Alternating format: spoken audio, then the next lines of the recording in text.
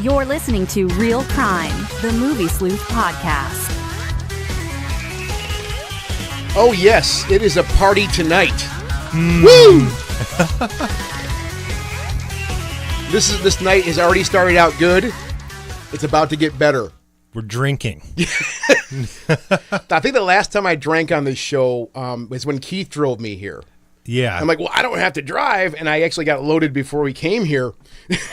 You were wrecked, dude. What the hell we talk about? I forgot. I can't remember. That was so long ago. I can't remember. It's like a year ago we did that. So yeah, it was a while ago. I don't think that's going to happen tonight, but we're enjoying some fine beverages from Cellarmen's. Yeah. With Jeff and Dominic, who are here tonight. They're sitting with us. They're in studio. And now I should point out that this isn't a live show we're doing tonight. We're working on that piece. Chris is working diligently on that piece. So. Yeah, we had a couple issues with that, so we're fixing it as we go. Yeah, so Jeff and Dominic are here. Hey, guys, how are you doing? Thank you for having us. Yeah, yes. No, thanks for being here. Thanks for bringing... Also, might I add, I don't think I can be held accountable for the shit that I might say live, so you guys got to test the water. We're going to ease our way into this kind of stuff, man. Mm-hmm. So, we're going to be going into some pretty awesome territory tonight. We had some awesome beverages. Chris is looking as beat up as ever, though, this week, I see. You were doing pretty good. Yep. But I think you had a rough week. You just look rough. So I'm going to give it back to you, Chris, and see where we're at here this week, man. Because first, we're going to mention our sponsors who are here. Yeah. Cellarmen's. We're going to discuss what you guys do over there in a second. So I'm not going to do the long-winded thing this week. We're going to let you guys nail that part. Yeah. Okay? That'll be awesome. Next thing we want to mention is the Flint Institute of Arts. Yeah. Make sure you get up there, check that out. And then, of course, the lovely projectorscreen.com. Oh, I can't get enough of them. Yeah. And we got another one we got to mention in a little bit, too. So don't let me forget to do that. Okay, I won't. So moving on to news for this week. Really not much going on other than Indiana Jones 5 got pushed back again. Darn. Do we really care about that say, stuff? oh, darn. Because I'm not really a huge fan. So, is that a popular opinion that people actually are caring after the crystal, what have you? Yeah, I think people want to kind of see them do something better with it again. Mm-hmm. But it was supposed to be 2019, then it was 2020, and then today they said 2021. I mean, Harrison Ford is going to be 98 years old by the time this thing comes out. I hope he makes it. Right? Bless the guy. I love him. I don't mean that in a joking way. I really hope he makes it. But there are people that care as hard about those movies as anybody about anything. That's does anybody care? With that franchise, totally. So that's an interesting. I didn't hear about that. That's I'm not going to say it's sucky, but it's interesting. Yeah, I would just like to see him get it done. If you're going to do it, get it done. Get it out there before it looks really, really stupid. Yeah. Because in the last one, he didn't do any of the stunts. No.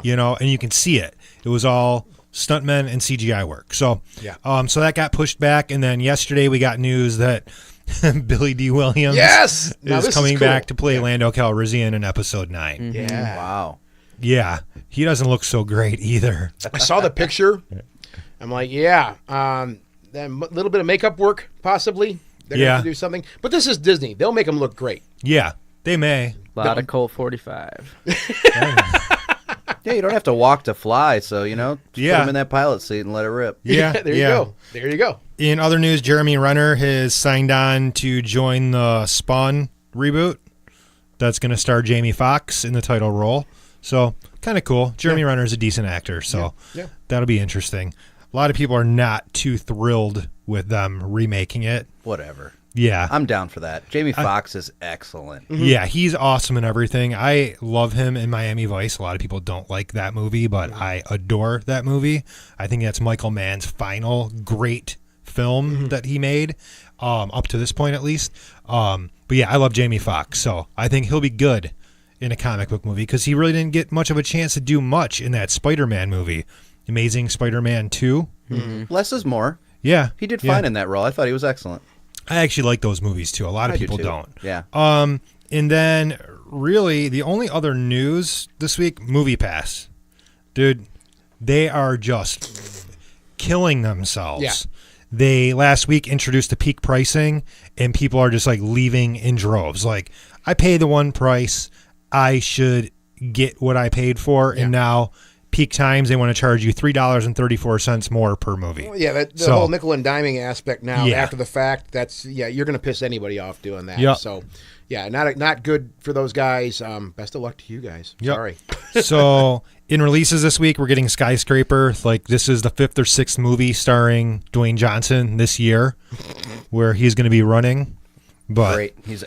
I agree with you. He's gonna kill it probably. Yeah, he could do anything. Yeah, something with wrestlers, especially Dwayne Johnson. I mean, coming from his background, as we all know where he came from, he was already an actor, a really good actor. Yep.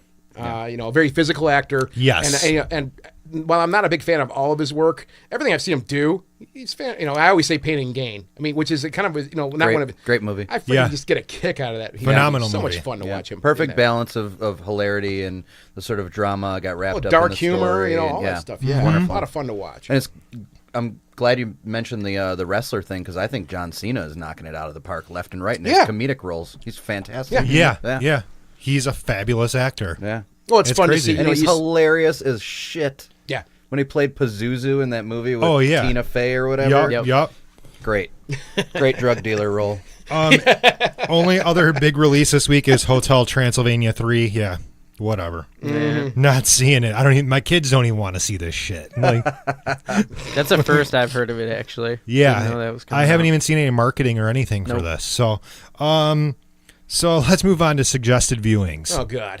And since we were talking about wrestlers, All my right. suggested viewing this week is going to be Glow Season 2. How is that? Dude, the show is beautiful. It's wonderful. They take the whole female wrestling thing from the 80s, and it's just so goddamn perfect. The costume design, the attitude, the soundtrack. Have you guys seen this? Yeah. I've not seen it, but I've heard a lot about Glow. it. Yep. Glow. Well, that's something we saw as I watched that when I was a kid, and it was like this new, and I don't know all the history, but it was, on the time of the wrestling, the rise of the WWF, let's just say that, right? Mm-hmm. And then you had these, a lot of smaller houses, let's say, and a lot of them were getting swallowed up by the WWF. Yeah, AWA, everybody was just getting pulled into contracts. Yeah, all and these that. smaller, they call them territories, actually. Glow was this totally different thing. I mean, obviously, Gorgeous Ladies of Wrestling, that's what it was short for. And we were fucking obsessed with that because, we were young kids. So we're like, oh, my God. A lot of them were pretty hot. A lot of them weren't. But there's a documentary on the actual Glow wrestlers I saw that. on Netflix. I saw that, yeah. And it's really interesting because it was huge on the West Coast. Yeah. And it was getting ready to blow up everywhere. And then basically the dude that was doing it was like, I'm pulling all my money out of this. Yeah. And just shut the whole thing down. That's the documentary when they had the reunion with all the ladies. Yeah. Like Mount Fuji, that big lady, she was pretty much wheelchair bound. She was all beat up on. Kind of a tearjerker in a lot of ways to watch that. It was. But yeah, that's really interesting you brought that up because the marketing push from Netflix on that's been really, really hard. I mean, you can't turn your head and see an advertisement for season 2. Right. So yeah, I'm glad I'm going to have to watch it now. That was something we like. It's just funny that growing up was all wrestling for me. Yeah. It was just like horror movies and wrestling like crazy. And that seeing all that and the old characters and things, when the whole Glow thing didn't happen, it crumbled and everybody went crying to Vince McMahon, and then he just made millions of dollars on everybody. All them territories, it was, and there's a lot of great documentaries on wrestling in general. They all do point to that. Vince McMahon was the guy that kind of just said, I'm going to umbrella this entire country now. No more territories. I'm going to buy you all out. And there was a lot of bad blood over that stuff. But it is what it is. We see what it is today, which is just a glorified soap opera. Yeah. There's not much wrestling anymore, but that's for a different show. Yeah. So, Dominic. Yeah. Give us a suggested viewing. Just recently, as far as new ones. Doesn't have to be new. It can be from any day, any time, any era. Doesn't matter. First top in the head would be A Quiet Place. It was really good. John Krasinski really killed it, both acting and directing. And randomly, because we were just thinking about it and talking about it, Raw. Yeah. Raw. That movie is a hard watch. watch. You gotta make sure you're ready. And I haven't seen it yet. I can't wait. French horror it, movie, Yeah. and everybody in it does a great job. It's something that I really like. Small cast, very just a few people. Obviously, one main character, and she's growing the whole thing and doing it. And it's really well done for sure. Shot amazingly, and then done everything about it really well. Did he direct that? No, different altogether. But John Krasinski did direct A Quiet Place, and that's shot really, really nicely. It really is. Mm-hmm. Yeah, definite throwback to Alien with A Quiet Place. I would say that 100%. That's all I kept thinking too. Yeah. And the creatures, I think the creatures were really cool. Yeah, and it's a lot of cool throwback that stuff. movement, very slow paced, dark environments. Bad shit happening. Jeff, how about you, man? So since we're going to be talking about one of my favorite franchises ever, I feel inclined to switch gears and mention something older and say Night of the Demons. Oh man, 1988, something think like so. that. It's got all the punk rock you'd ever want. Kind of a weird gothy kind of thing going on. Haunted house, scary, great creature effects, all practical effects. Obviously, they didn't really have CGI yet then. Just really pleasing all around. Scared the bejesus out of me. Hell yeah. But I do want to mention Ty West because I feel like that name hasn't come up a lot. He kind of broke with House of the Devil and in Innkeepers. He did a skit for VHS. He did a couple other things, but he did this weird spaghetti western called In a Valley of Violence, where it has the level of suspense. It's starring Ethan Hawke, so it's got a couple of, I believe John Travolta plays the marshal in town. Yeah. True spaghetti western. There's this overwhelming vibe of suspense the whole time. Like you feel at any given moment, extreme violence, blood, and gore is going to pop off. And, it's just a cliffhanger kind of situation, but it's very tame and very true to style. And I think I like that much. The most about it. He's done some really cool shit. Yeah, he's definitely thinking way outside of the box, and I appreciate it for him. Hell yeah.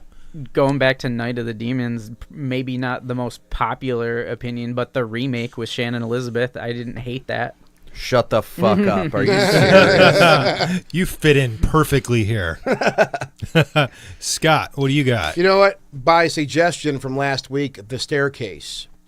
That's that Netflix. I told you. Yeah. Was that you? Yeah. Okay.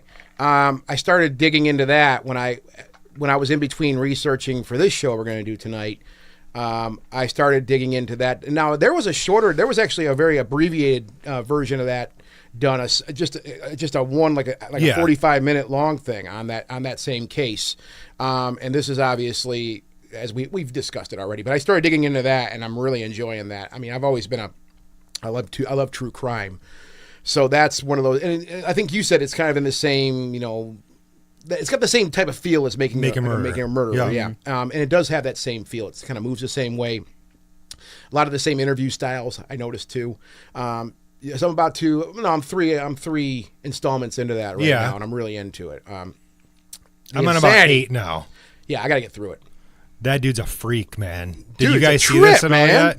No, but I've heard a little bit about it. Yeah, same way. Yeah. Oh, it's Well, a good. docu-series, right? Yeah. Michael Peterson, he was a pretty well-off author. Mm-hmm. His wife ends up dead at the base of a staircase, and there's like blood spatter everywhere. It's just nuts. And he's like, "Oh, she fell down the stairs," and they're like, "Oh, it's crazy." No, she didn't fall down the stairs. And this went on for like a really long time. The case is very interesting. Yeah. Total scumbag, though. Yeah, total. It don't start that way, but not to try to spoil it, but it's true life, man. It's nuts. It's completely nuts. So that's kind of where I'm at right now. And if you have Netflix, check it out. You'll really enjoy it. So, what do you guys want to tell us about Cellarmen's? What exactly is it? What do you guys do? Why should we all be drinking this shit? Well, we are right now. I'd love to start because I'm considered the new guy. Okay. Despite the fact that I've been in the business for a little while and I've known Dom, I've known Ian and Andy and all these guys for a while. I'm just coming on in sort of a sales role and just kind of overall. I mean, it's a really small operation, so we just get in where we fit in. We were all up super early this morning.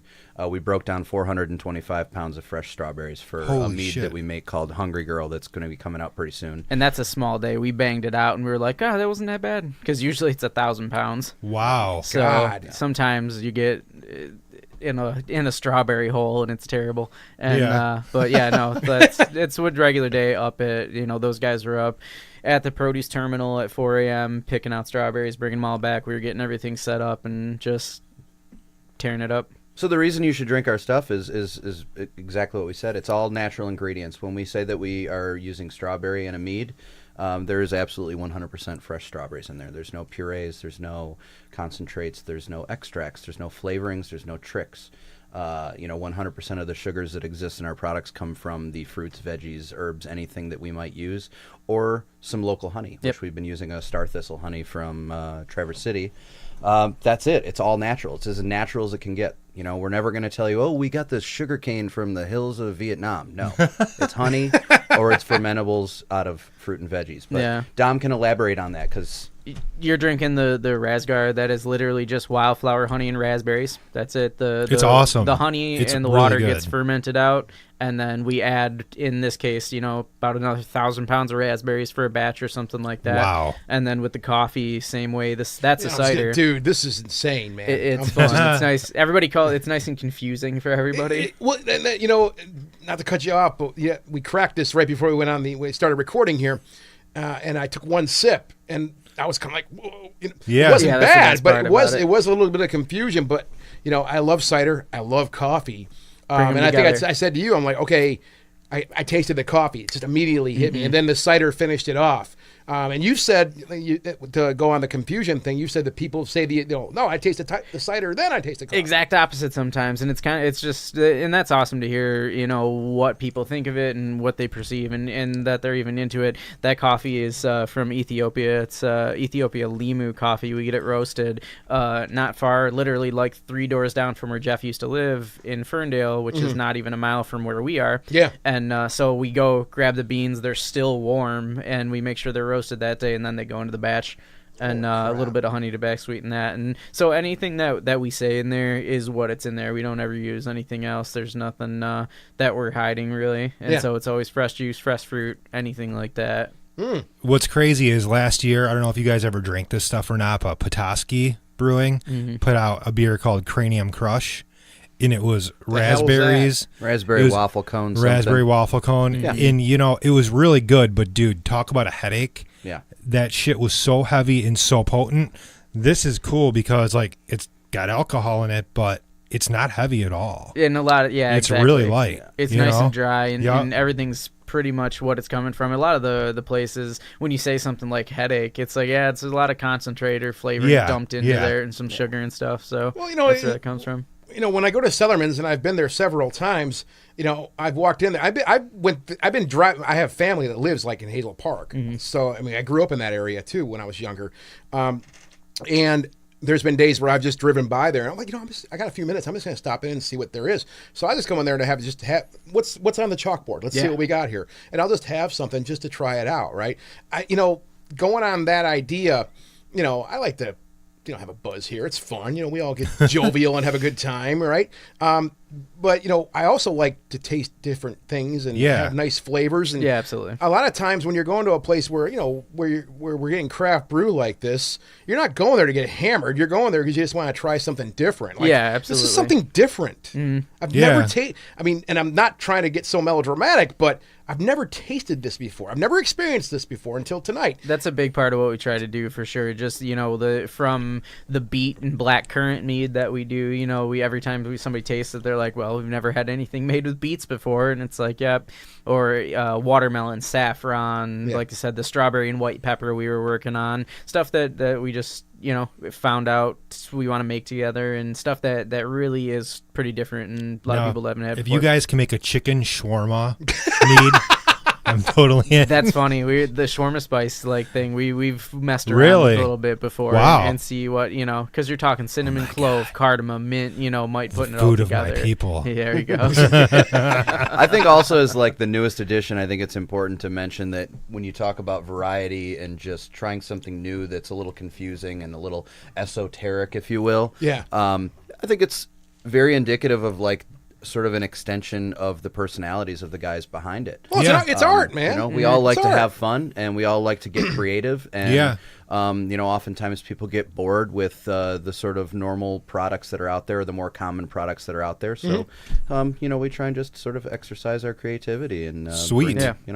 With any brew, I mean, I love trying different, beers and whiskeys, especially. I think a lot of people don't know what goes into making this stuff. And a lot of homebrewers want to get into it professionally or things, but that is even such a different jump up too. Yeah. They a lot of people don't know what goes into it on the professional scale and what we really got into it. As us, now only a 4-man operation, 5-man operation sometimes. Yeah. So that's, and those two guys in the back, Andy and Ian, are pretty much making everything. Yeah. And Jeff and I are out on the road doing that. And then we have a bar manager who handles the bar. Yeah. And other than that, that's a lot for running a whole place and making everything Hell and yeah. putting into it. And there's a ton that goes into it time-wise. And one thing you'll always notice is people not totally grasping the concept of production time and the schedule and how long it takes. Yeah. We're about 6 weeks start to finish on something that doesn't need to see any age, right? Yeah. But when it needs to see age, we'll put it in a barrel for 16 months. Yeah. And a lot of people think it just miraculously comes out, but it's all timed, everything. It just tells you when it's ready, Let's not forget about the importance of cleaning. Do you like cleaning, sir? No? Then brewing's not Brewing's for you. not Yeah. for you. Yeah. We people that come in and I want to get into this, and we say, you understand that 90% of this is you being a professional janitor. Yeah. It's 10% science, 90% custodian. Well, I had a real eye-opener. My better half bought me, and I know you're going to laugh when I say this, for my birthday, she bought me one of those Mr. Beer kits. Just to play around with, right? She's like, well, I thought you might like to do that. I'm like, okay. And I have friends that have received the same gift. And I've seen it sitting in their kitchen or somewhere for a year. Right. I'm like, I don't want to sleep on this. I like playing around with stuff like this. So I did that. And going on this idea, what you guys about time, I looked at the instructions. This is a kit. Right. I'm not doing it on the scale you guys are doing it. But I'm like, okay. And that's the one thing I noticed. They're like, you have to make sure everything is clean. Clean. Rule 1. If you don't do this right, it's gonna just be completely disgusting. Yep. It's gonna be hazardous. You shouldn't even drink it. And they were really these little instructions I was reading. They're like, you need to clean. Here's all the stuff to clean it with. If you don't clean it, it's gonna suck. If we teach anything to anybody, the first thing you start when you walk into the back there with us is clean. Everything's got to be clean. Yeah. Sanitizer top to bottom. Yeah. So everything, anything that you touch, anything that touches anything that's touching product, it has to be completely sanitized. Yeah. Wow, man. Yeah. All right. A lot of hard work. Yep. Well, considering this Friday is Friday the 13th. Friday the 13th, Yeah. that's what we're going to be talking about I didn't even realize tonight. that. I was at the record That's store. why we did this. We were discussing this for months. I didn't even put those together because I was at the record store earlier hanging around, and I was like, I'm going to do the podcast tonight. Right. The guys from Cellarmen's are coming down, and we're going to be talking about this certain franchise we're going to talk about. They're like, Yeah. well, that's pretty fun. This Friday is Friday the 13th. I'm like, holy crap, you're right. That's how dense I am. That's how far I look ahead nowadays. We'll always be a little bit aware of it for just the connotation of it itself. But if we hit one, we'll generally throw a little something at the shop. And during any Friday the 13th, we'll make sure to show the movies or at least do a little something. Awesome. So on Friday, every Friday the 13th, we'll always Wait, do this something. Friday, you guys are doing something this Friday? Oh yeah, we'll always. It won't be. It's never really like a giant thing, but we'll if you come, we'll definitely be showing the movies or we'll be doing something Dude, like that. because I got Friday. I got a night off There you Friday. I might have to Uber down from my house. Come on in. Yeah. We've You got just a gave me lot. some plans. All we right, got a thank you. lot to cover. Yeah, let's move along. So let's just say this right now: if by chance we don't get through all the movies tonight, we can always revisit and do this again. Yeah. And finish the other half. I think that's good. Yeah, because Yeah. we might not cover. How many are there? 12. 12 all day, Yeah. but 10 main. So in the for us to canon we're cover talking. 12 in an hour, let's see what we can get through. I don't want to get too ahead of myself, but yeah, Freddy vs. Jason is a nightmare movie to me. So let's go ahead and start at 1 and just get through it. Yeah, let's take it chronologically and just cruise along here. So the first Friday the 13th came out in 1980. 1980. And it kind of changed the way people watched horror, even though Halloween had kind of already started that trend of the slasher thing. Yeah. But I think, Michael Myers is a little bit different than Jason. Completely. There's not that humor there that you find in the Friday the 13th movies. Mm-hmm. That comes in a little bit later. It's a little more serious in the earlier movies. Yeah. But I would definitely present it in a light that Friday the 13th is a couple steps more gratuitous than Halloween started with the slasher genre, right? Yeah. So the camping, the getting laid for the first time, in the first one, since we're on that, that snake, that they sort of discovered inside the cabin. Yeah, right. There was a lot more stuff to be fearful of beyond the killer, whereas Halloween kind of had the quintessential suburbanite kind of approach to it, which was also very, very, very scary. But I think that Halloween excelled in a sort of less is more kind of vibe. Yeah, because it's much more mysterious, I'd say. Definitely. They're scared of one thing. We're talking about the boogeyman, right? And, yes. and what Michael Myers is to them and everything. And the camp thing is the important. You said how it changed people in the way they watched horror. We're talking the beginning of the camp thing. The naked teenagers being at camp and doing anything like that, getting laid in the woods. If you have sex, you're going to die. Exactly. That's the beginning of all of these rules. The rules of horror. Yeah. First to have sex dies, being in the camp, doing the whole thing. That's like the beginning of all this. Well, one element that, one thread I think that runs through these films that I did notice when I was just doing my homework again, trying to refresh myself on these movies, was, the whole camp thing, the woods. It wasn't only you're battling Jason or you're trying to just stay away from this guy or just get away from this guy.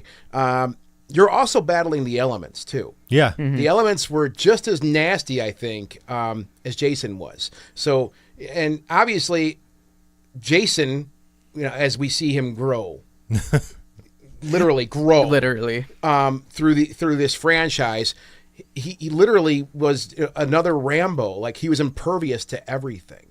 I mean, nothing really bothered him. And that's one thing, we did the Rambo show, and I don't want to go down this path too far. No. But that's one of the things I remember in First Blood is that they said, like, this guy was trained not to be impervious to the weather, to pain, to anything, right? This was a person trained, obviously. Now we have this force of nature, literally this force of nature, that if you look, he's impervious to any type of element that he's exposed to a certain degree. Right? Elementally is a good way to put it. As the movies go on, a lot of rain. More and more Tons of rain. Jason is wet through like the entirety of the rest of the end of the franchise. He's never dry. Yeah, he never gets dry. Yeah, it pretty much rains from part 3 all the way on. All the way on. That's the every whole single thing. one. It's true. Yeah. So the original Friday the 13th. One thing I want to point out here, and I was just doing some reading here and there, and one thing that kind of blew my mind a little bit was this movie was made for $500,000. Oh yeah, $500,000, and it actually made $60 million in the box office. Mm-hmm. Talk about a success! Completely insane, man. Yeah, I mean that number just kind of stuck out to me. Not about it's not about the film at all, but just man, they made a shitload of money on this movie. Well, this was something different, you know, and the whole maternal element of the first one had not really been done that much at that point either. Yeah. There were a couple of weird sort of homages, and they kind of, I feel like somebody had seen some of those other, like Happy Birthday to me was kind of a weird, like with the twins, and there was definitely a family element out there. I can't cite a specific example, but some of the like 70s sort of giallo type movies, they had a little bit of that kind of same vibe, like that family element, you know, like you said, the maternal thing. But that was super interesting. I guess it was the first one to really touch on that. And she is so good. I thought Betsy Palmer? I thought she was amazing. Yeah. Yeah, she's great. Yeah. She was the way she looked. And the look on it's an iconic like still we see all the absolutely. time. It's just her kind of turn. There's that one shot of her turning her head, and we've seen that shot a million times. It's iconic now. The sweater is what and the does sweater. it for me. Yeah, the sweater is the brings the whole thing. I want to know what it felt like to see that in the theater when the final character, the female heroine, the heroine at the end, Alice, and Mrs. Voorhees gets out of the Jeep and says, "Oh, I'm an old friend of the Christies," or whatever. If you were in the theater at any point when she did that, did you suspect her to be the killer? Because there was literally no evidence. There was no clue. There was nothing. It was just like, who the fuck is killing everybody? Yeah, and nobody had any idea. It's unfortunate because as a kid, I already knew. And I don't know. And most people are probably same with like that, probably most of us our age. All friends, all of our friends. We already knew that was the case, and being in the theater, not knowing would have been a very cool thing. Yeah, yeah, like not knowing that Darth Vader is Luke's dad. Right, same thing. Right, exactly, exactly the same thing. Yeah. I've noted that already. That Mrs. Betsy Palmer is Mrs. Voorhees. She was fucking perfect. You couldn't touch that. If I'm not mistaken, she was a theater actress. Yes. Mm-hmm. Well, you can see that. Yeah. And from what I understand, another whole Star Wars thing here, a reference is Alec Guinness hated Star Wars. He hated Obi-Wan Kenobi. Right. She was the same way with this role. She was not a fan of what they were doing at all. It was like a paycheck, Yeah. And to create that iconic role out of not even enjoying what you're doing, it's fucking amazing. Yeah. Mm-hmm. Because most of the time you're not into it. You're just not into it. Yeah. So I for all my notes I wrote down on this stuff as I was watching this, I wrote down kills. So did I. What are you gonna do? That's what I kept track of. I gotta throw this out there. Arrowhead through Jack, which is Kevin Bacon. Arrowhead through Jack's throat. That's my first move. So that's my first real kill scene as a kid that always sticks out in my mind. For whatever reason, of any of the big horror movies from the Halloweens to Leprechaun to whatever that I'd seen as a kid, that scene, the Kevin Bacon arrow through the chest scene, I thought it was through the throat. That one in my mind I can pull out of anywhere. The way it looked, I mean, they of course zoomed right in on that, so all you got was this arrowhead going through the throat. When I was reviewing these two, now I'm older. When you're a kid, you're just watching people get killed, whatever. Now you're older. At least I'm much more introspective about these type of films, and I'm going, man, what would it feel like? You just got laid. You just got laid, man. I mean, you're sitting there chilling. He grabbed a joint when he was done. I remember he grabbed a joint. He was getting ready to get high. You're in the woods. You're relaxing. I mean, life is great. You can't get much better. You are on a natural and plant high at that time, and then all of a sudden you just feel this piercing through the back of your neck, and it's all over with. You're done. It's like, that's it. What are you thinking in those last couple seconds? Yeah, of your right. life? No expectation of the situation, and that's it. Yeah, right? Ultimate high to ultimate low, like that. Yeah. That might have been done. why it was so successful, the preying on the sort of vulnerability of others. Oh, easily. How scary is that? How many times have we been out camping in a tent or something like that and kind of wondering what's right outside the walls of your tent? Yeah. Well, that idea you're talking about right there. When we were younger, we used to camp a lot, and we still go camping every once in a while. And there's always those jokes. You always hear somebody go, chee, chee, chee, chee. Yeah. There's always the jokes. Somebody, and I mean, I've had friends that have brought the mask. They brought the hockey mask just to fuck with people and stuff. I mean, this is, while it's funny and it's tongue in cheek, and we're all goofing around about that, that shows you the effect and impact this film has had, though. I mean, this series, this franchise has had, that it's really kind of in reviewing these things, it's so interesting to me because, watching these again, I'm like, man, I did forget to a certain degree just how ingrained this really is in the DNA, like the DNA of people, of us. Is if you watch films, this is what. It's just kind of there, and you don't even know it's there, right? Yeah. It's a part of you. I pointed out also, Marcy, Janine Taylor, the axe slammed through her face, basically, or in her face. The way they shot that too was really just. I mean, it was pretty much full on, just like wham! You just get an axe to the face, and I don't think. I know we've gone with horror. It's gone pretty far these days, and it's going to go further, I assume. They're going to find new crazy ways to offend us. I don't think they can. But that still is very effective. Like, just the thought of having that happen to you is really horrible. Frame for frame, wasn't that a kill from what, Bay of Blood? Maybe 1976? I'm pretty sure. Was it? Yeah. Yeah, it's like an old Mario Bava. Not maybe. I don't think it was Dario Argento. I think it was Mario Bava. But yeah, there's a gentleman who gets, axe to the face. Axe in the face, and he leans up against the wall and kind of falls almost the exact same way. Oh, really? So it's yeah. an homage. I'm pretty sure that was a straight homage. There's a ton of them through this whole series. If you look back and you start seeing so Bava. many throwbacks to so many different things. Here's an interesting thought that would absolutely never, ever, ever happen today. Might not have ever happened since. Sean Cunningham, the front runner of that first movie, he went to the studio with an image on a poster and a movie title. I forget exactly what it said after, but it was Friday the 13th, like something about the most terrifying movie that you'll ever see. Yeah. He didn't even have a fucking script. He had they had no nothing. idea what it was going to be, and they greenlit it based on that.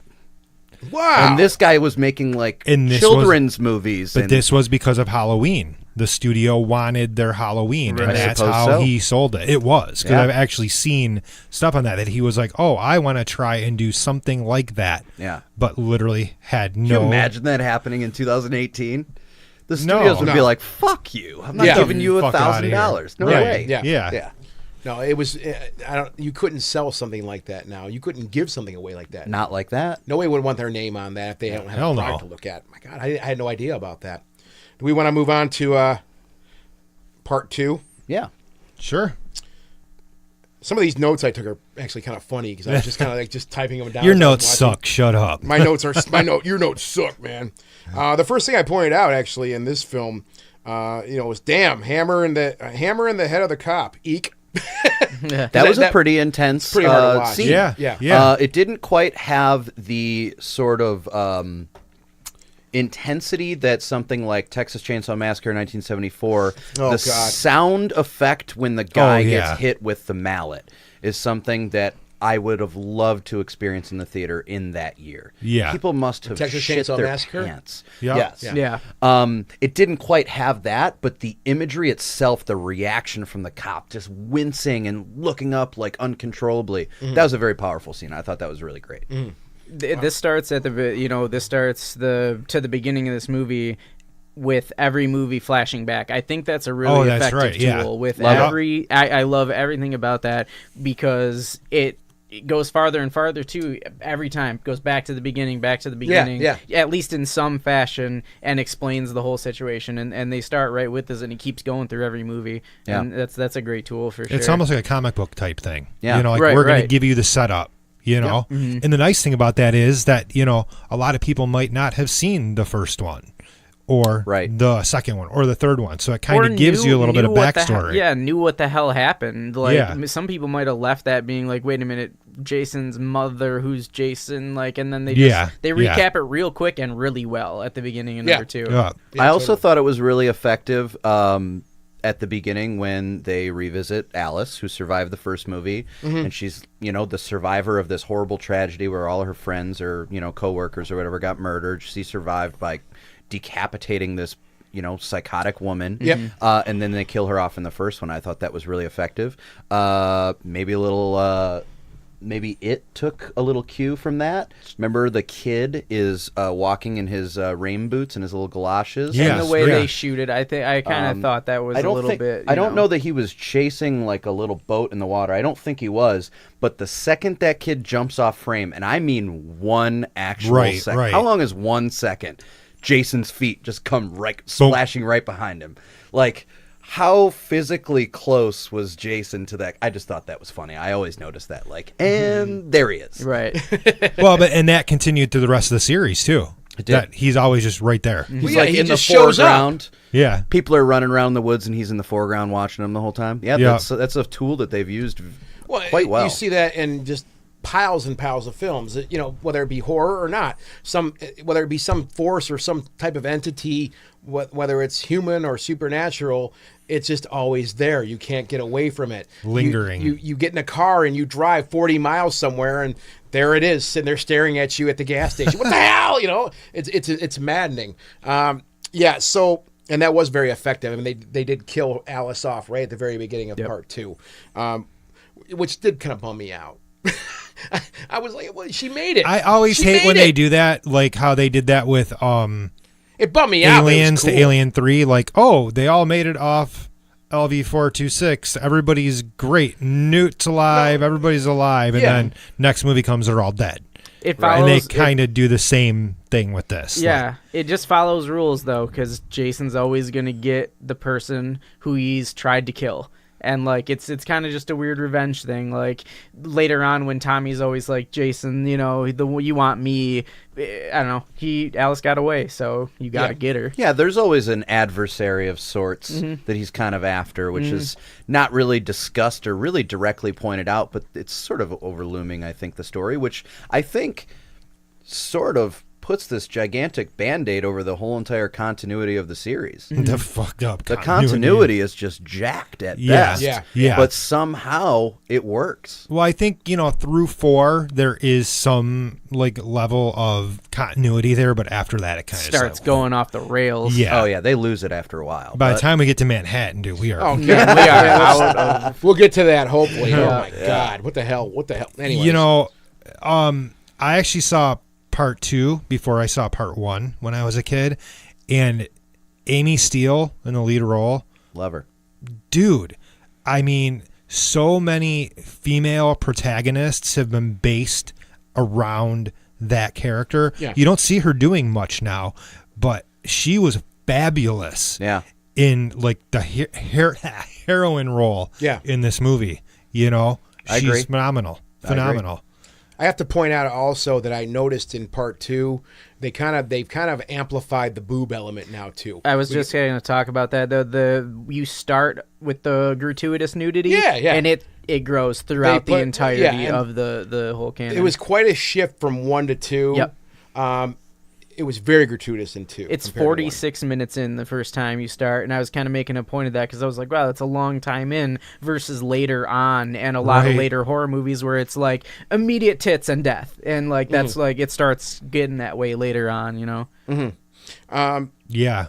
We obviously start seeing the legend of Jason Voorhees being unveiled in this film. We start seeing, we learn more about him basically. We start getting more pieces of that, and I thought that was interesting. You know, sequels, we've talked about that so many times on this show, and obviously dealing with a franchise like Friday the 13th. Looking back on it now, you really can deal with it as a whole and see that it actually worked. I've said a lot of times, like Terminator, the Blues Brothers, for example, not to go too far off the rails, those were films that I think they just stood on their own, and they would have been just fine if they just left them alone. Yeah. Just said, okay, these are dark, mysterious characters. Even the Blues Brothers, I've been saying that they are dark, mysterious characters. Comedy or not, dark and mysterious. Yep. They should have left it alone, right? It was, looking back on this now in retrospect, Friday the 13th as a franchise, it is actually kind of a great story to see how this thing kind of is, and we mentioned continuity a second ago, as ridiculous as it got, they did complement each other to a certain degree. I agree. As flimsy as some of these storylines were, and they really were kind of just, they were flimsy. Yeah.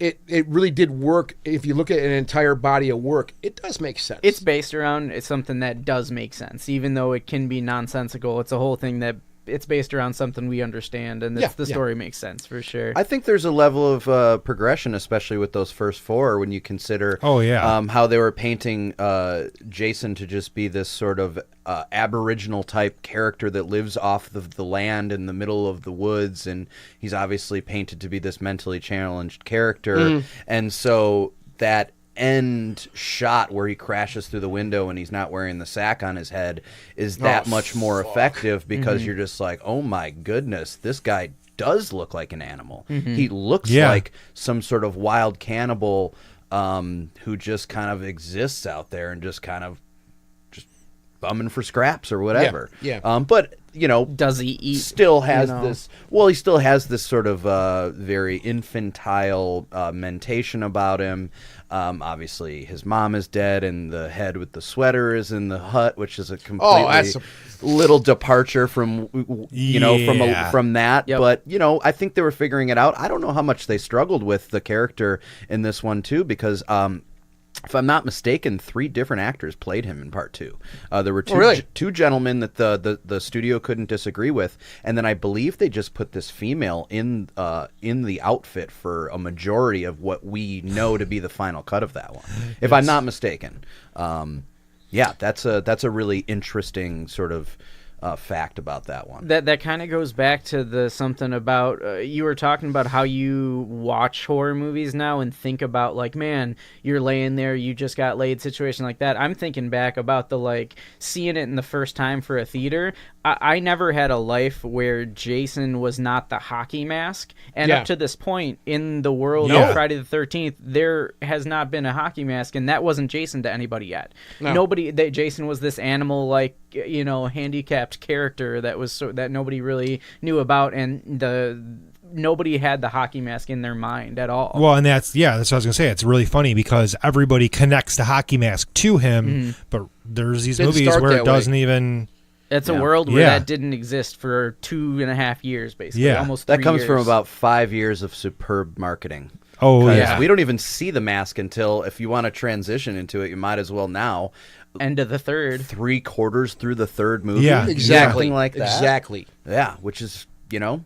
There's a certain element here, though, too, that and that this does follow through, I think, for the majority of the films, where you do, at least I do, I feel sad for Jason Voorhees. I mean, he was they throw back a lot of scenes where he's drowning in the lake. You know, and I don't know anybody, I'm sure in this room, for example, that, you know, the thought of a child drowning. I mean, and speaking from experience, I've seen it, unfortunately, been a witness to stuff like this. It's hard to deal with. It's hard. So there's, you know, where we have this animal, literally this animal that's out there just killing nothing survives the wake of Jason Voorhees. You just die, right? But there's this other element of the character where we do see that this was not the way it was supposed to work out for him. This was just a sad ending and a beginning of what we're witnessing through these films. He's the result of negligent camp counselors. Yeah, exactly. You know, and that's where the whole revenge thing comes in, starting with his mother, and then, you know, going through him through all these years. So there is that piece too, and that's what makes it really interesting to me, is there is a certain bit where I'm like, man, I really feel bad for you, dude. You know, you got a bad rap here. He kind of got the short end of the stick. He did. You know? He totally did. He just wanted to swim. In part 2, I want to point out. I want to point out Mark, the guy in the wheelchair. Yeah, his death. Great. I wrote down awesome wheelchair death. Yeah, and Mark's wheelchair death. Total throwback to Texas Chainsaw Massacre. Yep, absolutely. Yep. There's more in that later that they even throw back to. That, or you can even stretch it out to The Exorcist too, if you want to throw. Oh yeah. You know, yep. Father Karras getting, you know, going flying down the stairs. Yes. Another death like that too. I love shit like that. I love when these people interconnect stuff and take bits and pieces and puzzle pieces from other movies and put them in other stuff, and you can pick it out. Yeah, it puts a smile on my face. See, although like some of the later sequels are some of my favorites, I appreciate the earlier sequels for the less is more effect. Yeah. So, for instance, one of my favorite kills is when the gentleman, I forget the character's name, the guy who's flirting with the girl who goes skinny dipping, who owns the puppy muffin, he gets caught in that snare. And he's just kind of waiting there like, hey, can you cut me down from this thing? Yeah, I'll be right back. Dude. Right. I mean, put yourself in that guy's position. Like, that's a pretty scary position to be in. You know, it is. It's scary. It's scary without some maniac with a machete running around the woods. Yeah, and then he just gets his throat cut with the backside, the dull side of a machete, which is a very much a reoccurring theme I've noticed maybe 3 times in the entire series. Somebody gets cut with the dull end of a machete. Well, somebody finds one. Hurt so much. They always seem to find one laying around somewhere. Yes, if you're in the woods and you want to traverse and kind of explore and, you know, kind of. Yeah. I guess that makes sense. Comes in handy. Accidentally drop your machete. Yeah. Later on, Jason's finding weed whips with circular saw blades on the end of it laying around. So we're, you know, stuff's in the woods. Yeah. One thing I did want to point out too with 1 and 2. Well, I'm sorry, with 2. Because Jason is in full effect here now, right? you see Jason kind of getting his ass kicked a couple times too. Mm-hmm. Like he gets owned. I don't Well, know. he's kind of establishing his, his self at this point. You know, because he hasn't been killing people for very long. Yeah. You know? I literally put him. He don't seem to be very tough in this film. I mean, what's he's he tough. get in the second one? He gets like a machete to the shoulder or something. Yeah. Yeah. Oh man, nasty. And then maybe one other thing. I can't remember, but he gets like they get 2 good shots on him. Yeah. I think the one that he's supposed to die, before he jumps through the window, I think he gets that machete right down in the shoulder. Right down in his shoulder, and it gets him, Yeah. And we already mentioned the altar with Pamela or Mrs. Voorhees' head. That's literally that is one of those scenes, and I've talked about that on this show so many times. There's certain images you see in films that literally will burn their way into your brain and they'll never leave. You don't have to see them for 20 or 30 years, but when you do see them, it all comes back to you. Yep. And that literally is that altar that was built. Decomped head on an altar is like God. that's I mean, that's nightmare fuel. Total nightmare fuel. Did anybody notice that the ascending shot at the end of 2, when they do a close up of the mom's severed head, it's a human, it's an actual actress, Yes, who's made up, and then they cut it and it's over, or they freeze it and they roll the credits up. I can't remember if they shot it, but they definitely talked about her eyes opening at the end, which could have been goofy, could have been effective, could have been fun, could have been whatever. But they definitely at least discussed that while filming. Yeah, I heard something about that. That could have been cool, but at the same time, like, what? She's still alive with her head cut off? Yeah, ridiculous, right? Well, when it comes to Friday the 13th, the sky is the limit when it comes. I mean, look at the things that Jason himself has went through. Yeah. And some of the, and again, I'm going to say it, I'll say it over and over again. Some of the ways that we've seen him come back, they're a bit, okay, ridiculous. Yeah, it's insane. It's all supposed to be ridiculous. Yeah. Right. Let's talk about 3. Okay. Because this is totally great, but I'm just like we're. Before we get into 3, Yeah. I do have to mention this new website. It's called Recklist. Oh yeah, hey Chris, check that out. It's REK. Remind him. REKLIST.com. And from what I'm reading about this website, it actually looks really cool. They're kind of mixing the streaming service with social media. So basically, it's going to be a lot of more underground, not as well-known films that you can go on there and stream, but you can also interact with your friends, family, other viewers, members on the website. Yeah. So I just wanted to mention that. Again, it's recklist.com, REKLIST.com. Cool. Their tagline is reimagine the way you decide what to watch. And they're saying there's not a lot of the stuff that goes on with Netflix with like having a flip. It's a much easier menu for people to use, or interface for people to use. So just wanted to throw that out there. Okay, excellent. Cool. All right. So Friday the 13th, part 3, 3D. 3D. 3D. So how many 3D movies came out in 1982? Jaws was 3D. Jaws 3D. Amityville was 3D. Amityville was 3D. I don't know if that was 83, but I think it was 82. I think it was the same year. Yeah. That was a 3D thing. That year was just it was a thing. And there was that other movie that was the kind of Indiana Jones knockoff. Oh, I always forget. Treasure of the Three Crowns. Temple of the Four Crowns. Yes. I love that movie. Yeah. Oh, that's one of my all-time. So bad. It's so bad. Yeah. The it's Neil, terrible. like the Neil Diamond lookalike dude. Yes, I say, that. If you guys have not seen Temple, it's either Temple of the Four Crowns or Treasure of the Four Crowns. I'm slipping. That movie is completely ridiculous. It was a complete, like Chris said, complete Indiana Jones ripoff, but it was 3D. And you know what? Some of the plot was actually kind of neat, the way they were doing things. Check that out if you guys haven't seen that or not. Treasure of the Four Crowns. You're Treasure correct. of the Four Crowns. Yeah, completely nuts. Completely nuts. But yeah, that was 3D also, like you were saying, Chris. The one thing I really want, and I think, the credits, the opening credits of this movie were very 007-ish to me. I mean, that's all I can really think of. You have this crazy fucking disco music going, and I'm like, this is fucking Friday the 13th. Well, there is an opening credit that is an exact 007 ripoff. Where he just steps in, right? Yeah, and he steps in the eye of the mask and like slices. I think it's part 6 or something like that. But okay, this is like 80s retro. Oh yeah, totally. Nintendo hadn't come out yet, I don't believe. Nope. Like this was like it's so indicative of the time that year and what was going on. This was the moment. We're only 3 in, 2 movies are done, and I was already like, oh, here we go, like starting with the craziness, like the weird disco entrance, like we're gonna get fucking goofy now already. But I think in a lot of respects it also cemented its feet where it belonged, which is in this Hall of Fame of horror franchises. You have the nerdy guy who can't get laid, you have the stoner couple, you have the the promiscuous couple, you have the sort of rough and tumble sort of gangster folk or whatever in that one. The most unconvincing biker gang ever. I wrote that down on my notes. Yeah.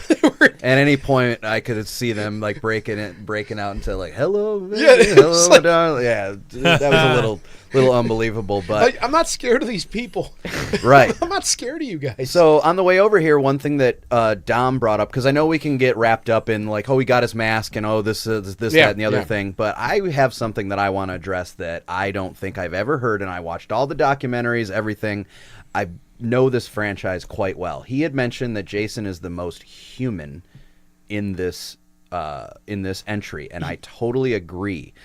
Now, follow me for a second. So the antagonist, down this rabbit hole. Yes, Chris, the main character, her love interest Rick, who's trying to get laid the whole time, can't do it, whatever, and their relationship sort of mildly progresses, and then they're sitting by a campfire, and she describes how uncomfortable she is to be at that cabin based on this story of her wandering out into the middle of the woods alone, which nobody would ever do, ever, maybe not even back then, falls asleep next to a tree, which is even less likely, only to wake up hearing footsteps and this strange man, mind you, he hasn't gotten the mask yet, right? And he comes around the side of the tree and he has this really like evil grin, and he's very grabby, right? He's very grabby. He doesn't get her. He reaches for her. He's trying to get her. He's kind of fumbling around, whatever. So he's already at this point in the movie, we're about halfway through the movie this happens, he's already with brute force murdered multiple people. And after this, he obviously does the same thing, but he's awfully grabby and very human. And she describes how violated she felt and this, that, and the other thing. And then in the final act of the same film, there's a moment where he's coming after her and she's like, has this look of confusion on her face. And this is after he gets the mask. He lifts the mask up and smiles and cackles almost at her. That's right. Holy shit. As if to show her who he is. Yeah. Is Jason a little rapey in part 3? Maybe. I never even thought about that. It's the only moment in the entire franchise that he exhibits that behavior, but I think he's a little rapey in that movie. And it's like an emotion. Holy shit. Kind of weird, right? Yeah, very weird. deliberate. He's in the barn and he loses one weapon. She's up in the loft and he's literally slowly walking around looking for things. Yes. He's looking for her. She's hiding up in the straw bales and he's moving things. He's making decisions and choices. He's not blindly killing through everything. Yeah. He's literally like taking things and making weapons and like making choices as a person and emotion. It's almost emotionally fueled. It's one of the most interesting moments in the whole franchise, but I also think that arguably could be one of the most flawed of the franchises because it doesn't fit literally anywhere. Yeah, it's changing the tone of the character completely. Absolutely. Across the board. But maybe they're still trying to figure him out or whatever. Obviously, they got it figured out by the time 4 starts, if you ask me. Well, yeah. But yeah, I just thought that was very interesting. I've never heard anybody mention that, but I noticed. I never even thought. Because every time he's got that weird look on his face, that smile, I just kind of laugh like that's just goofy. Yeah, he looks goofy, but there's a smile. There's an evil grin. Like he's enjoying this. At this point. He's enjoying it. He knows what he's doing. He's it's out there. Well, he's getting better at it. Yeah. Right. Yeah. This is we were talking about the homages to things. This is the classic Texas Chainsaw in the beginning, because you mentioned the cast, and that's the first thing I wrote down. The lineup is like super classic with the stoners and the hot chick and the big dude and the weird dude, but they're all in a van and they're smoking weed, they're set in the same way like in Texas Chainsaw, where you got Shelly in this one, who's kind of the awkward dude in the wheelchair, even though he's not in a wheelchair in this. And they're all kind of set, and they're being like out on a back road, and it's very Texas Chainsaw like. And then the cast itself, that's like where they start setting big dude, stoner, couple of hot chicks, you start getting that actual cast where they do it pretty much every time. Yeah. And that's like getting everything set up. I didn't think the kills in this film, and it made me sound like a total jerk off, but I didn't think the kills. You in are this a total jerk off. Well, yeah, so. I know. I didn't think the kills in this film were really like, they weren't as exciting. There were really a couple, but they weren't shot very well. Rick getting his eye popped out was a great trick because of the 3D effect or whatever. Yeah, you Ali was one of the bikers. Yes. There was where what we thought was his death. Earlier in the film, chain around the neck. Well, no, he just starts getting beaten. Yeah, the first. That's the first time. He just with the pipe wrench. That just to me was very brutal. And the sound effects were similar to what I was saying with the mallet and Texas. There you go. Yeah. It was very brutal to watch that, and it's just like, well, this guy's just getting beaten into a pulp. And I mean, pound for pound, when we see all these deaths through, and not only through Friday the 13th. The ones that really do get under my skin personally are the ones where somebody just gets beaten, like Irreversible, for example. The beginning of Irreversible with the fire extinguisher. That's one of the craziest, most insane. It's very graphic too. You see everything, but even if they didn't show that, just the idea of just being mashed into a fine paste, more or less, with some. I mean, that's really what it is. Just the idea of pulverizing something. It's one of the most disturbing aspects when it comes to these kills. Tommy does it in number 4 to Jason at the end. That's like a big. They focus on it, and Corey Feldman is beating the shit out of him. Yeah. And that's it's a couple of times throughout. There are moments throughout the series where some of those are like the scariest kills for me when I was watching as a kid, just because, like you said, like there's this primal rage that that seems to be on display, and it's horrifying. I think it's also frustration. Yeah, I mean, especially when you were talking about 4, which we'll get to here in a second, I'm sure. And that's my thing. If I was in there, I'm like, okay, this fucker won't die. What other thing can I do to this guy? I've done this, I've done that. Well, I'm just gonna beat and beat and beat and beat and beat and beat and beat until it stops moving. Yeah. And that didn't work either. Nope. Yeah. One thing we haven't mentioned that I think, now that I think about it, continues pretty much through most of the series, the final sequences to which Jason is defeated or the story wraps up, to me, in every one of them, and this is coming from somebody who's a huge fan, are really drawn out. A lot of them could be between 7 and 15 minutes shorter. At the end. Oh yeah, I think it's just he's chasing him. Well, especially the car 3. dies, the van dies. I gotta escape. I'm under the bridge. Well, and you got to make that. Oh, we have to meet the 90 minutes that the movie has to be. Yeah, and so they just pad it with, let's run through the woods some more. Well, that's what I said about 3. I literally said that. I'm like, it kind of drags. Well, and that's they could have cut time off that and just condensed it a bit. They all do. Why does Amy Steele have to see a rat and piss her pants? Like, I thought she was cute as a button. Why'd she have to pee her pants? Yeah, I mean, I think, the first couple times you do the people running through the woods for a long time, you're building tension. But as you do that, it's kind of becomes a cliche. Right. Well, yeah. Yeah. So, yes, they could have trimmed the fat in some areas. The suspense has already turned to like, all right, I'm already over the hill. Let's. We've already watched people run through the woods like 20 times at this point. Yeah. Some are like an hour 45 runtime. Some are like an hour 30 range, but there's room there. Yeah. You guys want to move to 4, or the final chapter? Final chapter, yeah. But it isn't. No, but that was their intention. Oh yeah. Kill them off. Be done with it. We're over it. We've plateaued. I don't know if they made less money from 3 comparatively to 4, and they just wanted to wrap it up. But I would also argue that this one really catapulted them into what sort of Nightmare on Elm Street achieved in a lot less time. Yep.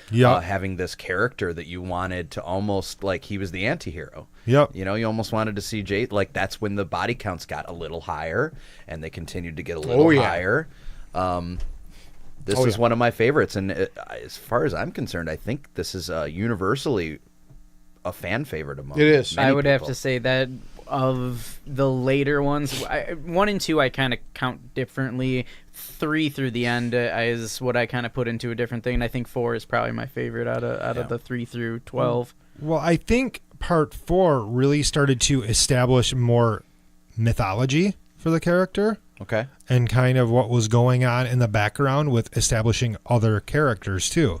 Because this is when we got Tommy, correct? Mm-hmm. Yeah, and we know his arc carried on for several movies after this with multiple actors. With different obviously. actors. Which really annoyed the somebody shit out of me. Somebody mentioned this. They were trying, somebody who's not really familiar with the movies and everything like that, they were like, so wait a minute, how many years does this take place through? And, 3 to 4 is the next day.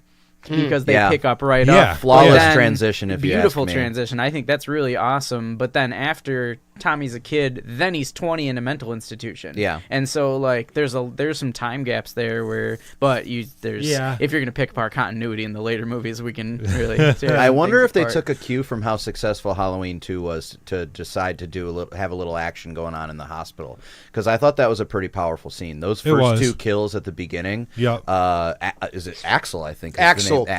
Well, gets cut with a surgical saw, and then he turns his head completely around. That was great. Even just the nurse, what was the nurse's character's name? I can't remember. I forgot. But just how far that scalpel goes in, and Nurse then Morgan. They have to show him sort of take that scalpel up. I thought that was way more impactful, and it kind of set the tone for, okay, now Jason he's a brute force. He's pissed. He is...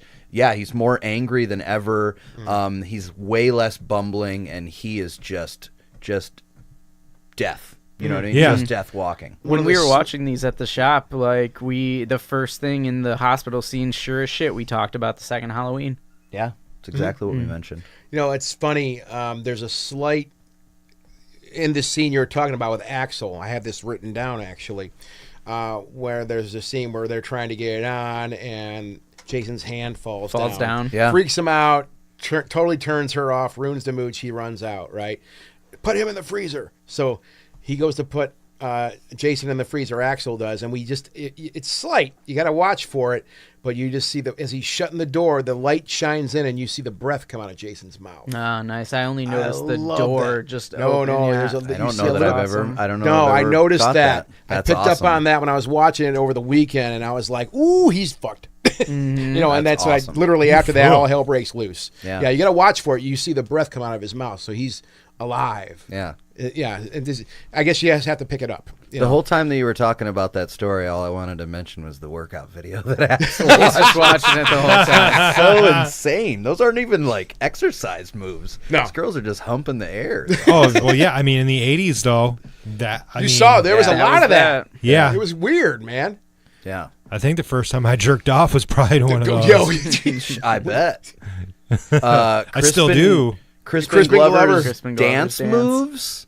Do we need to address that, or is that something we all know is completely insane? That was. I just think we need to just say Crispin Glover rules. Yeah, he's great. He's always good in everything. It's really too bad that he doesn't act more, but he got kind of pigeonholed into always playing the creeper, which he does a great job at. But it would be cool to see him come back and do something cool. You know, definitely.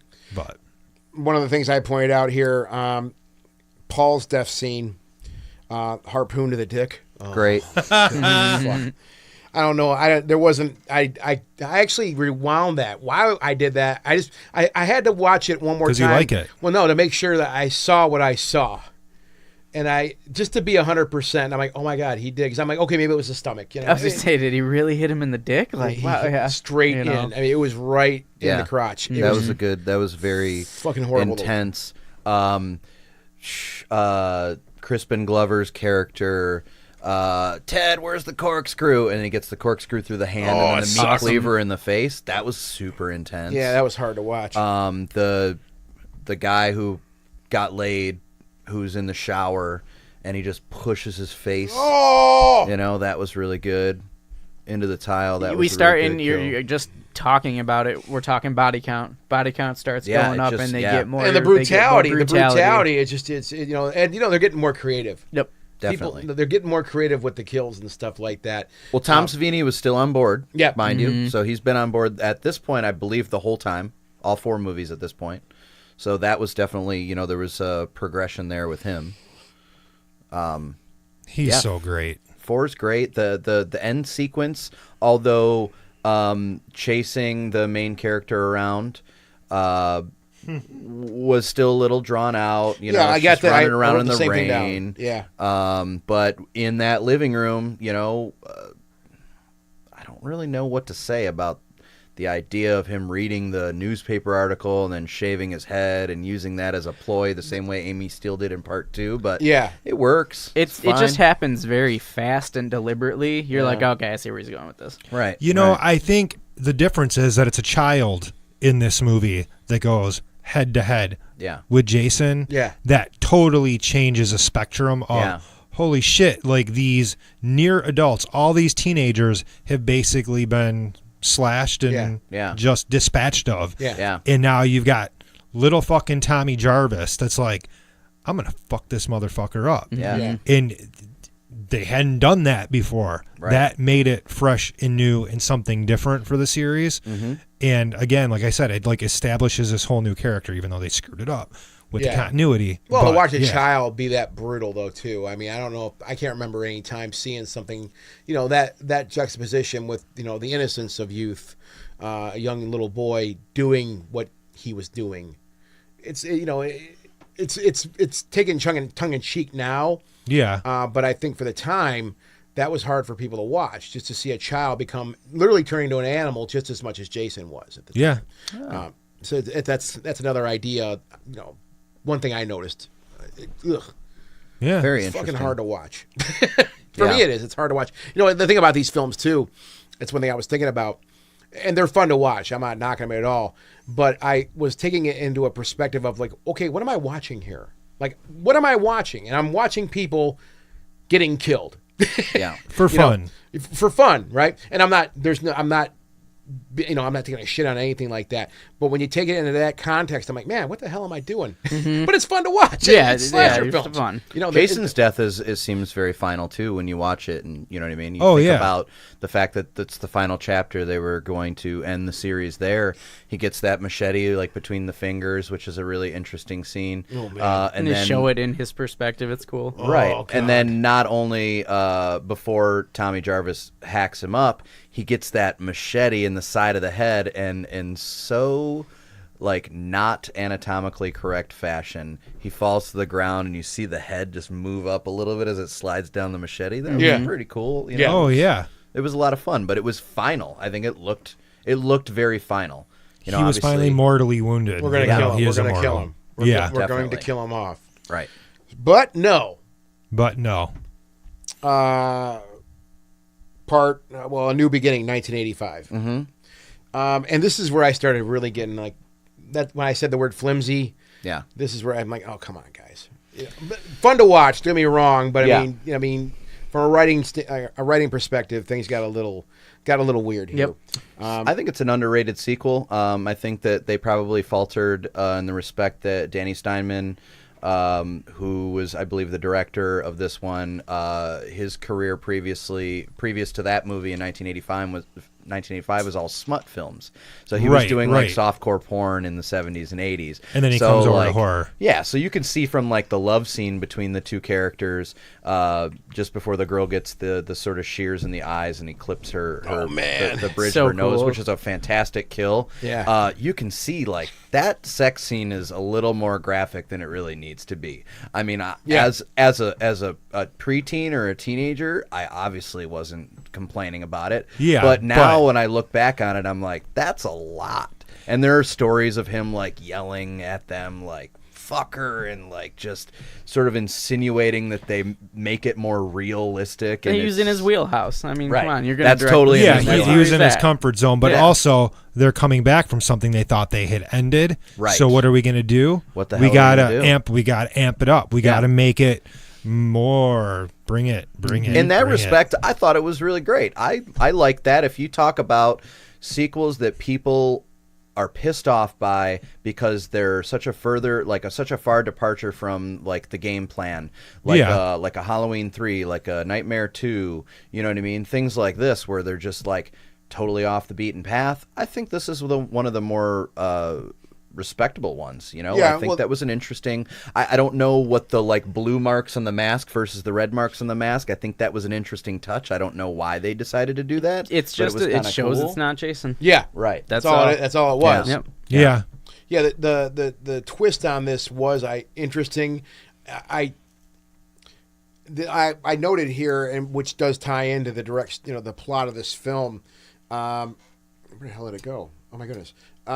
Victor killing Joseph, who was like kind of the goofy kid. Yep. You know, that's one of those ones again from my childhood watching this film. Yeah. The whole axe scene and just seeing that guy get just axed to death. Yeah. That's one of those ones that fucked me up when I was younger. Hey Vic, I've come to help you with the wood today. You want a candy bar? Yeah. Here, let me just set it right here for you.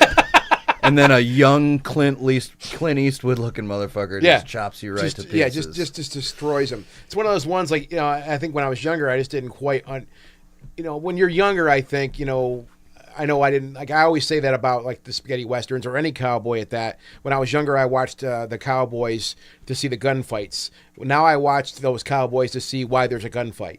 You know what I mean? Back then, I was just looking. I mean, it was the same idea with these films. I think it's like I'm just watching people get killed, like just getting slashed around. Right. And now that you're older, you want to. Okay, why the hell is this going on? Why are people getting killed like this? So all the impression I have from that scene we're talking about was just, wow, that guy just got axed to death. That was pretty rad. Well, now when I watch this again, reviewing this, I'm like, oh, there's the context. I mean, pretty flimsy context. The guy just was an asshole, basically. Right. With an attitude problem.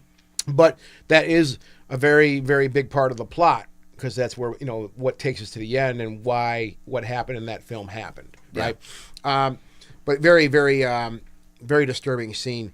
And you mentioned that sex scene. I think that Eddie was the dude in that scene. Yes. That's with the leather strap on the tree. One of the most visceral kills in the whole series. Damn, that dude. One will haunt that's me when forever. you watch. You keep watching it, and it just keeps going. God. Yeah. That was really great. And then how he snaps it off at the end when he's done, like that was wonderful. I really, really liked that. Yeah, that was a tough one. That was just God, man. I agree 100%. One thing I pointed out too with this movie was it seemed like, and you may disagree, because this is just what I picked up on. There wasn't a lot of variation in the kills. It was mostly just grab and stab. I put grab and stab. A lot of just straight Except for stabs. that, I mean, obviously that tree scene we were talking about with the leather strap, that was insane. But a lot of that after was just grab and stab. That's all it was, the whole way through. There wasn't a lot of variation with that. I don't disagree. You got the random farmer, or the guy that wants to help Ethel and Junior on the farm. He gets stabbed in the stomach. Yeah. Yep. With the exception of that couple, really. Yeah. A lot of it's just grab and stab. Grab and stab. Now, thinking about that, though, as we're talking about this and knowing who that was doing it, he didn't have the palate or the talents that Jason did. Right? So that really does strength. The strength. So that does really explain why, I'm kind of taking that, writing it down. I was like, well, there's not a lot of variation in the kills on this thing. But if you take the whole ball of wax here, as far as this movie's concerned, well, you're talking about a guy that's probably never done this before. Yeah. All he knows, Jason loves throwing motherfuckers through windows, and I don't think anybody gets thrown through a window in that. No, in 4, though, one of the twins does. Yeah, that's one of the twins does. But lest we not forget about the road flare in the mouth in part 5. Oh, that's right. That's great. Rudy or whoever. Yep. Yeah, they're working on the car. Fix the fucking car. Yeah. I got to take a shit in the woods. Who shits in the woods? Yeah, exactly. I've shit in the woods a few times. Well, who does it voluntarily? Okay, well, let's get the car. I'm a butt wipe guy, man. I'm always prepared. Let's get the car fixed, and then I'll find a bathroom to take a shit. Yeah, that would be my mentality. I'm not going out there. It's pitch black out there. Yep. No, I'm not doing this. I'll wait. At least later on, when the two are in the next one, when they're in the van, the couple is in the van, and the guy talks about bad enchiladas, and he runs out, and there's a porta potty. Miguel Nunez Jr. was in one of these true crime shows on TV. I can't remember which one it is, but I recognize him from it. And that song awesome. that he and his girlfriend Anita were singing had a really awesome, somewhere nice around. little jingle. Ooh, baby, ooh, baby. Yes. So great. Yeah. Hey, I'm going to stop it for one quick second. Okay. All right, so Jason lives. But does he? But does he? This one, the beginning, really resonated with me. I think it was on HBO a lot at the time, and I was obviously a very young, impressionable man. And that opening scene of digging him up, the sort of Frankenstein effect, where he stabbed him with the sort of gate, and then the lightning struck and revived him. That at the time, that was great. To this day, I think that I would go as far to say is Part 6 has the perfect marriage of goofy as hell and still serious and somewhat threatening. I remember I saw this in the theater with my dad, because me and my dad always would see horror movies together, and I remember this opening sequence very well too, with the lightning rod. Like, holy shit, did they really just go Frankenstein on this shit? Yeah. And it was really like, oh fuck, that's cool. Yeah. That was a really cool opening. Well, and different from all the other movies too. Jeff, you mentioned the comedy element. I think that they did turn that up. Yeah, they definitely turned it up. You so know, that would have been 1986. Yep. Year I was born. So that was before Dream Warriors came out, because I almost would say that Dream Warriors would set the precedent for the comedy meets horror. Yeah. But I think this actually came before that, if I'm not mistaken. Look that up, Chris. But when I grew up, my 3. dad listened to a lot of Kiss. He listened to a lot of ZZ Top, and he listened to a lot of Alice Dream Cooper. Warriors was the next year, 1987. Right. Yep. And Alice Cooper. So naturally for me, the soundtrack, he did 2 songs for the soundtrack on Part 6. Both great tunes. Yeah. Yep. One's a little 80s and a little overproduced. And but that's... it but was you fun. notice it. Yeah. Immediately, you're like, that's Alice Cooper. But the other one's like a straight up like mid 80s rock song. Like it's not cock rock, as much as like Poison and Motley Crue and a lot of the other bands that were big at the time. But like the hair metal bullshit. Exactly. So that movie for me just it takes you on a ride from beginning to end. I think it's fun. All the characters are fun. The overacting is great. Oh yeah. It's totally right on time. It's not as nearly as dark of a film. I mean, this is like probably the most lighthearted. It's a little more camp. Yeah. Yeah, it was put together well, I think too. What was the one scene where they dig him up, they, put the dirt back over, but it's actually Tommy Jarvis's friend Haas. And they talk to the caretaker at the cemetery, and he was like, dig him up. Yeah. What does he think? I'm a fart head? And they immediately cut to the kids, and the kids are all going, yeah! And it's right on time. Yeah. Just a great cut, just fun enough, but, there's obviously still a serious thing going on. That movie I think it's excellent. One thing I picked up on, I thought, or at least that I liked about this film, is there is this comedic element we're talking about. And what I thought that did is you had kind of more of the joking around, more of the lightheartedness happening. And to me, it made the murders and the kills, dare I say, pop a little bit more. It just kind of made them like stick out more, like, holy shit. Because you're kind of like, I mean, I was kind of smiling a little bit and giggling here and there. And then when someone gets greased, you're like, oh, dude, holy crap. Then brutality out of nowhere. Yeah, so it makes that stuff kind of stick out more. I've got 2 words for you: triple decapitation. That is like one of the funnest kills in the whole dang series, and exactly what you were talking about. It's just I think they threw that in at the end because I think the studio had determined that because the body count was slightly lower than the previous 2 sequels, they're like, we got to kill some more motherfuckers. You guys got to get back in there. So they have that couple that is like celebrating their, him proposing to her. Yeah. They get both stabbed at the same time, leaving on the motorcycle. Yep. And then they have the sort of company executive paintball game. Oh, where God, they that was rack up ridiculous. 5 kills on that one. I did mention to Dom about the one character, I forget his name, but he's the guy that gets his arm ripped off. Thank you. Okay, I got that written down here. Right. So he says, I was like, oh man, I wonder if people at this point will feel bad about praising that kill because, you know, he's a little misogynistic. You know, he's talking about how women should get back in the kitchen, this, that, and the other thing. But I think that if you really pay attention to the content of the lines, it's not that way at all. They're actually making fun of this type of misogynistic male character where he says, damn broad, or dumb broad, she tricked me. Well, if she was dumb, she wouldn't have been able to trick you. Should have stayed in the kitchen, this, that, and the other thing. Yeah. Then the blood on the smiley face in the tree. Like, I think that was all across the board. This movie has a lot of satire in it because even the paintball thing was satire because at that time that's when paintball really blew up. Yeah, like those couple years around there, and they were satirizing that whole thing of everybody's playing paintball now. Better throw it in the movie and let's make fun of it. Now the whole throwing with the arm ripped off, that is so comical. And to see Jason, because he throws the guy, you see him hit the tree, smiley face, go back to Jason. He's standing there and he lifts the arm up and he looks at it kind of like, and he just throws it down. Yeah. You know, and it's like, that's where we start, again, I can't push that hard enough. That's where we start, oh, that was pretty funny, Jason. You really killed that guy. Hilarious. You know, I don't know. And that one really stuck out to me was just the whole arm thing. He threw him so damn hard. Yeah. The strength. Yeah. We were talking about the strength of this man. He's getting stronger. He's getting better every film. He's getting more creative. He's getting more talented at his craft. And this is a good example of that. At this point, he's arguably is the first movie where he's like undead. If you could really this is the first one that he's really like that. This is when the supernatural really comes into play in this one. But back to the fun of this sequel, I think that it's important to mention that they still have moments of fear and terror in this, like when Court, the male character, takes maybe it's Nancy, I forget the female character, the RV scene basically. Oh, and God. They're like, you know, having sex in the RV. Jason pulls the shore power. Everything goes dark. They're in the middle of nowhere. He goes out. You have the foggy scene. You're looking at the trees. And she's like, everything all right? And he's just kind of like, something's out there. Like, we better make this a memory before something makes us a memory.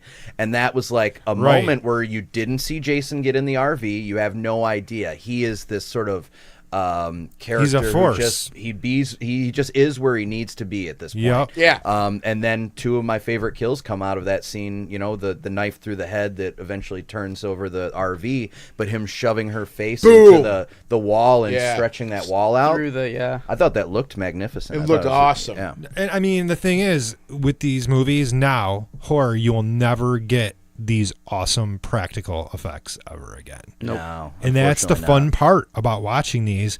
Even though they look cheesy at times, they still look fucking awesome. Yeah. They still look fucking awesome. We got to point out, too, that RV rolls, goes into this nasty, you know, it just dumps over, total mess. Yeah. Thing slides a little bit, comes to a stop, Jason gets right out. Just comes right out the top, pops right out the side. Boom. Just, and he's like, no, literally, I mean, it was one of those where you just kind of popped out going, hey, what the hell's going on? How'd that happen? Because he don't understand what's going on. You know, he don't know what he caused by doing what he did. I love that scene. Just seeing him just kind of pop right out. Didn't even faze him. Right. Nothing. Yeah. Complete force of nature. Before we wrap this first half of the series, really quick, it's going to be a series. The show's going to be a series now. Let's each take like a minute and say which one of these, out of all of them, are your favorite. Scott, which one would be your favorite? Put me on the spot. Well, not because it's I'm just fresh. wondering. You know, talking about it the way we talked about it here, and it was one thing that I really did enjoy 6.